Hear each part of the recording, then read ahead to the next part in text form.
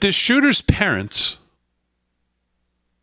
called the police at some point early in the day to warn them that they thought something could be up with their son and that they were concerned. We now know that. Was it the walking out of the house with a ladder and a rifle the tip off? Well, I don't know if there's I'll just read it from the article because I didn't read it. I just saw the headline and I saw some people reporting on it.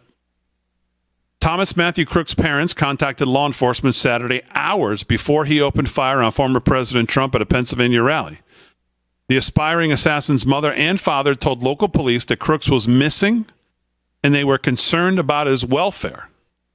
It remains unclear if they knew he was in possession of an AR-15 rifle that belonged to his father.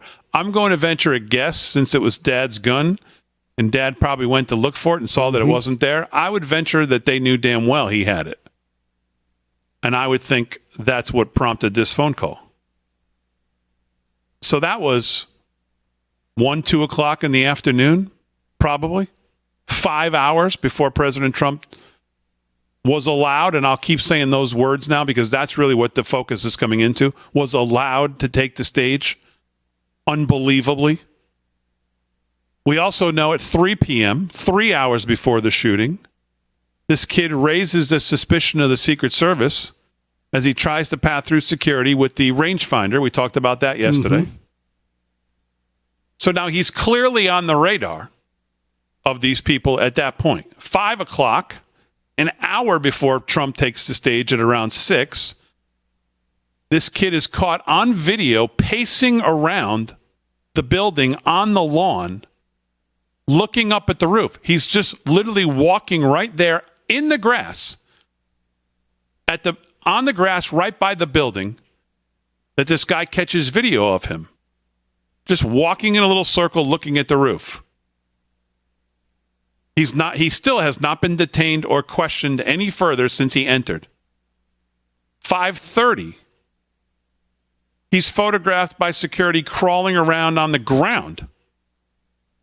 They still do not detain him. And then I posted a video today because we had been talking a lot about this encounter with law enforcement supposedly confronting him on the roof. And this answers some of the questions we've been asking. And here's a little bit of that. He did, in fact, see an individual on the roof with a weapon. He saw the shooter? He did. Your officers are on patrol. They hear that there is a suspicious person on the rooftop. What did your officers do? So our officers in the area started to converge on the building. My understanding is they did a full perimeter walk of the building. Weren't able to see up on the roof. 2 of the officers went to what appeared to be the lowest point from ground to roof. One of the officers actually boosted the second officer up high enough for him to grab hold of the roof. When he was able to pull his head up over the roof, he did in fact see an individual on the roof with a weapon. He saw the shooter? He did. And what did the shooter do? Turned towards him, had the barrel of his weapon pointed at the officer. At that point, the officer's hanging on to the side of the roof? Yes. Unable to pull a gun out? Unable to defend himself? Unable to reach his radio? Any of that, yeah.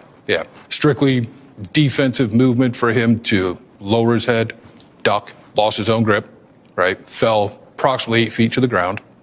That's a steep drop. It's a good drop, yes. Did he get hurt? He did. In that moment, did they realize there's a threat right now to the former president? They did. So both the boosting officer and the officer that fell were both on the radio, indicating that there was an individual on the roof that did, in fact, have a weapon. Who did they radio? So there was a blanket tactical channel being used. Everyone heard it? Everyone that was on that tactical channel heard it, yes. How much time between that radio communication and the gun being fired at the former president? That I don't have that information. So that reporter got more information than most have gotten. Mm-hmm. And so that answers, again, I think maybe it answers a little bit to why when we say this officer, a couple things I don't still understand. Why didn't he just walk up the ladder? Maybe it was in a different spot from where they saw him. You know what I mean? Because I don't think I see the ladder in any of the pictures. So I don't know. Maybe the ladder was on the other side of the building from where this officer tried to get up there. I don't know. I mean, I've seen pictures. I mean, if you take them for being real pictures in the real location of the ladder, I don't know why he wouldn't climb up the ladder. I don't know why he'd go to a spot where he'd have to get on a guy's shoulders like he's at a Bon Jovi concert to try to pull himself up to see. That makes no sense. The ladder I saw in the pictures was placed after the fact by law enforcement to get up to the roof once they shot him. Okay. Now, see, I had heard that the ladder was a permanent fixture on the building, which was also why I couldn't understand, why didn't the guy just pull his gun and shoot? Well, apparently maybe that's not true. And he had to get on this guy's shoulders to get up there or whatever. Boosted. He said the word boosted. I don't know what the hell that means. That means you give somebody a boost. You pull them up. I mean, 8 feet, that's pretty, That's high. Yeah. And I'd have to basically get you above me. Yeah. So I'm about you'd 6'5". You'd have to put your hands down. I'd have to step into your hands like a step, and you'd have to lift me up, and I could reach up and grab. I had heard that initially, that there was a boost given and that the guy was basically standing on the other guy's shoulders, which really sounds almost like Keystone type, right? I mean, but they were doing what they could, I guess, with the resources they had, or lack thereof. I guess so. Wow. And I don't know if you saw from the I don't know what his title is, the guy who runs the Butler, is it Butler Police? Mm-hmm. It's a small police department. That was the chief right there. Yeah, small police department, and he said they were tasked by the Secret Service to handle traffic. That was their all his officers were dedicated to handling the traffic. So anytime you hear, and this was a big thing because, the Secret Service director, the locals really screwed this up. They were supposed to be there. No, not according to many people. That this was, they wouldn't have let them handle that. They're a small police department. They don't have the resources for something like this. The Secret Service comes in, they're in charge. They take their assets and they deploy them. How does the shooter get on the roof, though? He didn't pull the ladder up behind him. I don't know. He used a ladder to get up. The ladder wasn't right. The ladder wasn't there because the guys couldn't use the ladder to go follow him. Again, I mean, could they have That's got? bizarre. you're talking about say this is the size of the building. They went in such a different spot that they couldn't. Maybe he came up from behind where nobody saw him with the ladder, and these guys are all on this side, and they're trying to access from this point.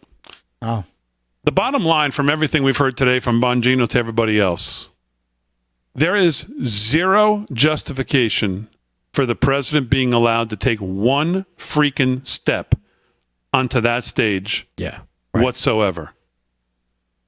Not a single step. He should have never even gotten out of the car until they found this kid and neutralized this situation. This was hours before he stepped foot on that stage to walk out to that microphone, that this was going on. Anybody with half a brain should have gone to their team, or someone from his team should have gone to him and said, I'm not comfortable with this. They got some kid with a rangefinder they haven't been able to find. I mean, it's just beyond my ability to even try to describe it to somebody.